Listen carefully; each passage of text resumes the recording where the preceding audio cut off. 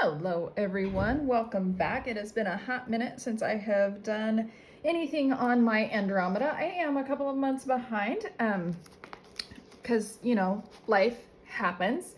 My name is Kimberly. I am the owner of So Sassy Stitcher in Northwest Arkansas. I am trying desperately to finish up my Andromeda Forget-Me-Not colorway. This is what she looks like. Just as a reminder, because it's been a couple of months, I've got the inside done. I have I have these pieces in here done. I have the templates cut out but not attached. I have all of these pieces stitched paper piece, but they're not stitched together yet. I'll do all of those when I go to put the whole thing together.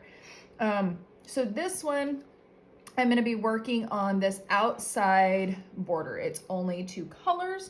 It is this dark stripe, and then it is the Forget-Me-Not batik that is so prominent in this quilt. So I already have the strips cut, and again, you can look at your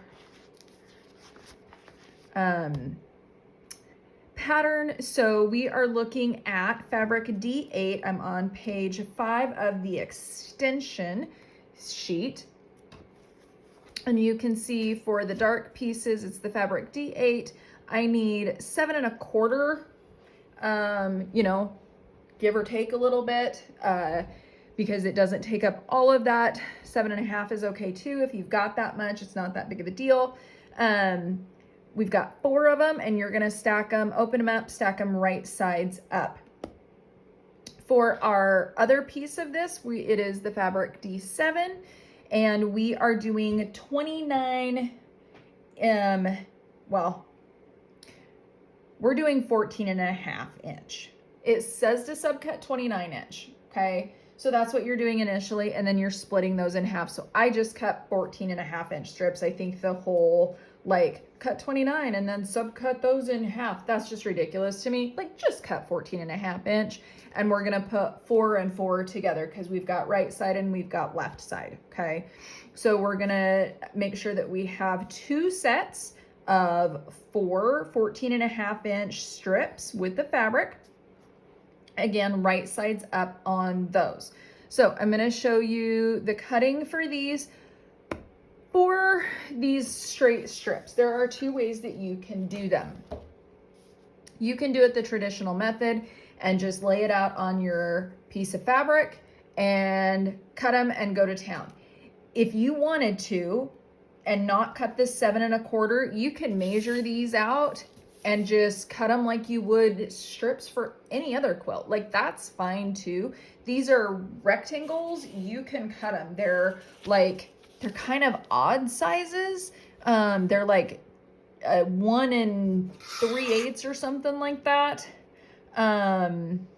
by 12 1/4 ish, 12 1/8, and then the little guys are 7 1/8, and again they're 1 3/8 wide. So if you like to cut 1/8 inch pieces, you could also round it up by 1/8 of an inch and cut 1 1/2 inch strips by 6 or 7 1/4. That's okay too. You're gonna have enough fabric most likely to do that, because when we paper piece, there's a little bit of waste to that. So if that's the way that you want to do it, that's totally fine. I didn't think about that when I went to do these, so I just cut what they said and am doing the traditional method of these. So again, I'm going to cut this center line first so that we can cut these apart. Again, it wouldn't really matter, but it does make it a little bit easier. And it says, cut line 2 on the smaller guys. I don't really care. I am going to make sure that on this one, this doesn't have a cut line, but because this doesn't line up perfectly with the edge of my fabric, I'm going to go ahead and trim this side down just so that I make sure that I have a nice straight side for that sew side, because I want to make sure that it lines up correctly. And then it's just cutting these apart. It's not, these are like one of the most simple things. You've got the longer ones and you've got the shorter ones. So again, it's not that hard. You're going to have two different piles because these are going to go in between all of them. I don't think for any of the quilts, I mean, possibly you could have different colors of these, but I think for the most part, this is all pretty standard. You're just going to have the two different fabrics. For this, you're not going to have a rainbow effect or anything like that. Now, if you really got funky, you totally could, but I'm not going that funky with my Andromeda. Pretty easy to cut those apart. And then we're just going to stack, move these aside and stack all of those up and get them out of the way for later. There's going to be a lot of those. So again, I'm just going to cut this excess off so that I don't have to worry about it.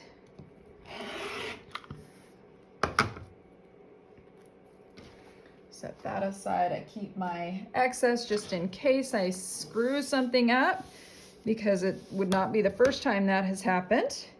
And if you're doing this like in a class or something like that, I know Stitch and Snip was always really good about having scraps from theirs, or just setting a little bit aside so that if you made a big mistake and you couldn't get it from your scraps, that they would have a little bit of extra set aside. Now that doesn't work if you bought it 5 years ago and are just now doing it. They're not gonna have it for that. But you can always ask the quilt shop that you bought it from. Some of them might keep some of that in a box somewhere and they might be able to find it for you. So I'm just gonna finish cutting this last one, and then we'll move on to the next one and I'll show you the cutting for that. Again, I'm just gonna stack all these up. All the short ones are the same, so it doesn't really matter. Okay, so the next one we're gonna work on is this one. So we're gonna do, we've got the 14.5. We've got two different ones, two different stacks, one for left, one for right. So I'm just gonna get one set over here. And it's kind of big and cumbersome. I like my big table to be able to do that. Floor works too. Put your mat on the floor and you can lay it on the floor. Get a pad for your knees, something like that. If you don't have a table, dining tables work great too. There's no shame in that. So get a big table to lay these out so that it can be as flat as possible. Okay, so again, you can use your repositional glue stick to make sure that it is glued down, and it doesn't have to be anything crazy. You just want it to stay put while you are cutting it. I actually had this glued down. I accidentally cut these out several months ago and I just set them aside so the glue dried. It's not sticking very well, so I'm just gonna add some new glue to that. Okay, so there we go. Now, you can see these are curved. Back out a little bit more here for you, okay? These have some curve, just the one curve in the middle, and then all the rest of this is straight. Okay, so that's pretty nice. So again, remember my tip for cutting on those curves. I'm actually gonna change my direction on this that I'm cutting because of the way that I am sitting, so that I can move the fabric as I go. So again, I don't care about cutting this edge here. This is all gonna be in the waist anyway. I don't really care that much.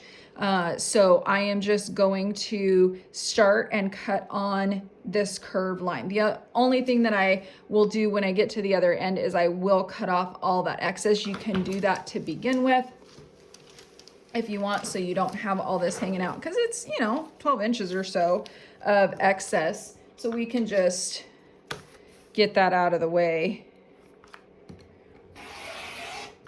Bippity boppity boo. that's done. There's some extra. I can always use it potentially for a pillowcase or some throw pillows or something like that to go with it. Okay, so now I'm going to turn that back around so that I can have it. This is got all wrinkly, being stored for a little while, but okay, so I'm going to do this cut line 1. So again, you know, with 4 pieces plus the paper, I do, you know, it's not like just going through a couple of layers. You do have to press kind of hard. You want to make sure that you have a good blade. Mine is actually kind of old. It's going to be a little dull. But you're going to, and it would help if my mat would not move while I'm doing it. Thankfully, this is a pretty mild curve. It's not a big deal. I'm going to bring that forward so that I can stay on my mat. And again, I'm just going to slowly curve that out, making sure that I am staying lined up so that I have enough. And again, the paper kind of wants to wrinkle a little bit and get off kilter. So just, you know, picking that blade up a little bit. And I'm not moving this as much as I would like because it was kind of, my glue probably wasn't as good as it should be. So I didn't want to get that all wonkified. Okay. So again, they have cut lines. That doesn't really matter to me. I'm not running into anything else. So, but I do generally go from right to left and work this way because I'm right-handed. If you're left-handed, you might want to work the other way so that you can always have your ruler on the side that isn't cut apart yet. Okay, but if you're left-handed, I'm going to be cutting this way, so I'm going to go left to right versus right to left. But again, do what works for you. This is what works for me. But that way I can just move these aside. I'm just going to stack them up. This is my left D17L.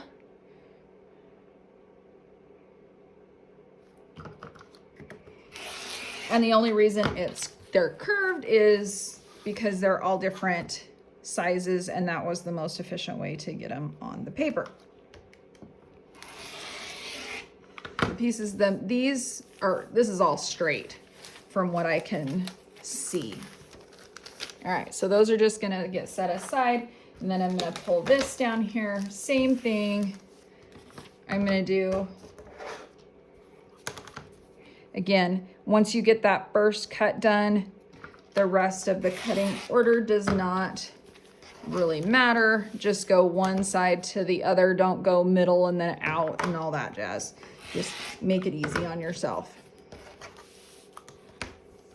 as much as you can, because there's no point in making life harder on ourselves. So I'm gonna finish this up, and then I've got one more to do for the right. It's gonna be the same exact thing, except the pieces are reversed. And then once we get all that cut out, then the next step is gonna be paper piecing these together. So that will be my next video. I hope this helps you with your Andromeda.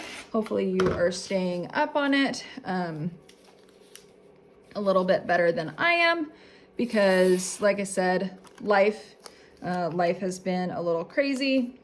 Started a new job, full-time job, still trying to get things done around my house, and my quilting business, yay, has been picking up. So I've been doing quite a few customer quilts, so that has actually been kind of nice, although keeping me even busier. So I hope that you find some time for quilting. Happy quilting, and I'll be back to show you the sewing instructions for this particular section. Have a great night.